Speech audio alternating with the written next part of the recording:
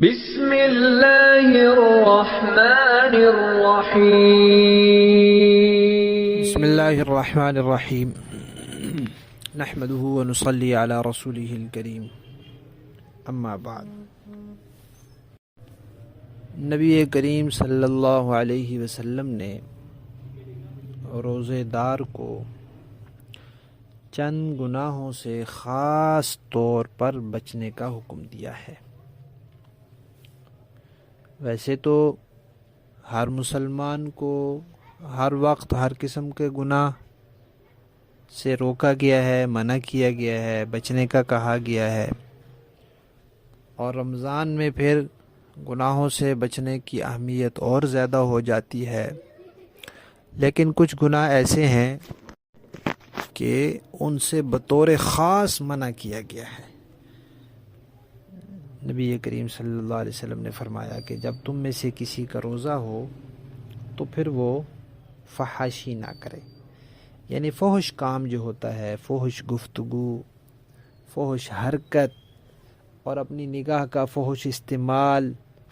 اپنے دماغ کی فحش سوچیں اور اپنے کانوں کا فحش چیزوں کے سننے میں استعمال، اس میں سے کوئی کام نہ کرے۔ اور دوسرے نمبر پر فرمایا کہ وہ چیخے چلائے نہیں، یعنی شور مچانا، چیخنا چلانا ویسے ہی بری بات ہے۔ بلا ضرورت اپنی آواز کو بلند کرنا ہی نہیں چاہیے، خصوصاً خواتین کو تو اپنی آواز بالکل نہیں بلند کرنی چاہیے۔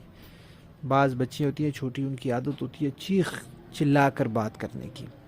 تو علماء نے لکھا ہے کہ ان کو بچپن ہی سے آہستہ بولنے کی عادت ڈالنی چاہیے، اور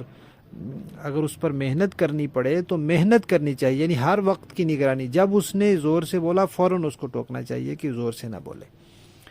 اور روزے کی حالت میں پھر شور مچانا اور چیخنا چلانا، بلا وجہ بلا ضرورت آواز اونچی کرنا، اس سے بطور خاص منع کیا گیا ہے۔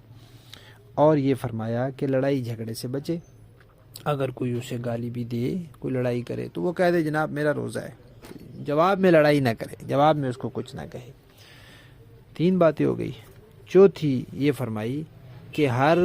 جھوٹ سے بچنا، جھوٹی بات سے بھی اور جھوٹے عمل سے بھی،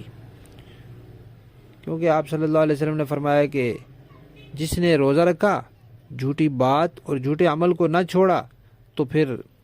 اس نے صرف اپنے آپ کو کھانے پینے سے روکا ہے، باقی اس نے روزے کے تقاضے پر عمل تو نہیں کیا۔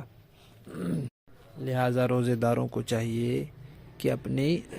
نگاہوں کی، کانوں کی، اپنے پورے بدن کی فحش چیزوں سے حفاظت رکھیں، لڑائی جھگڑے سے بچیں، شور مچانے سے، چیخنے چلانے سے بچیں، اور ہر جھوٹی بات اور جھوٹے عمل سے اپنے آپ کو بچا کر رکھیں۔ اللہ تعالیٰ ہمیں اس پر عمل کی توفیق عطا فرمائے۔